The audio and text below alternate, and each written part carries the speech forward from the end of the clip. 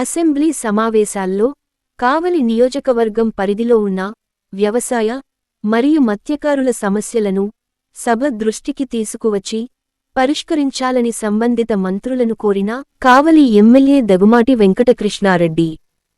దేవుడు శ్రీ నారా చంద్రబాబు నాయుడు గారికి ప్రత్యేక ధన్యవాదాలు తెలియజేస్తూ, కావలి నియోజకవర్గం రైతులతో వెలిసిల్లేటువంటి నియోజకవర్గం అధ్యక్ష. ముఖ్యంగా మేజర్ ఇరిగేషన్, మైనరు ఇరిగేషన్తో ఉండేటువంటి ప్రాంతం, సోమశిల జలాలతో మా ప్రాంతం అంతా కూడా వ్యవసాయానికి అనుకూలమైన ప్రాంతం. ఈ సందర్భంగా వ్యవసాయ శాఖ ఇరిగేషన్ మంత్రి గారిని అడుగుతున్నారు అధ్యక్ష. ముఖ్యంగా మేజర్కి సంబంధించినటువంటి వర్కులకి మాకు ఓఎండ్ఎంకి నిధులు మంజూరు చేశారు.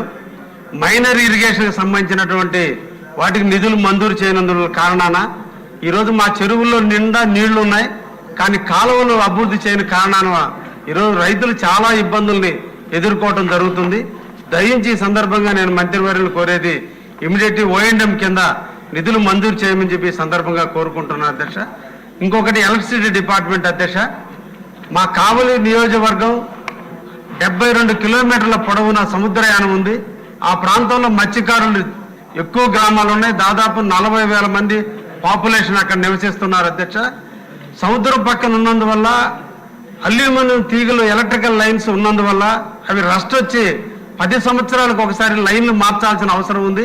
కానీ గత 20 సంవత్సరాల నుంచి కూడా లైన్లు మార్చనందువల్ల రేత్రిపూట కరెంటు షార్టేజ్ వచ్చినప్పుడల్లా కూడా వైర్లు తెగిపోతున్నాయి, ఇళ్ల మీద పడుతున్నాయి, ప్రాణ నష్టం జరుగుతుంది అధ్యక్ష. ఈ సందర్భంగా కన్సర్న్ మినిస్టర్ గారిని కోరేది, ఇమీడియట్లీ కూడా మాకు వైర్ని డ్రా చేసి ఆ ప్రాంతాన్ని రిస్టోర్ చేయవలసిందిగా కోరుతున్నాను అధ్యక్ష మీ ద్వారా. జయకృష్ణ గారు పాల్గొంటారు.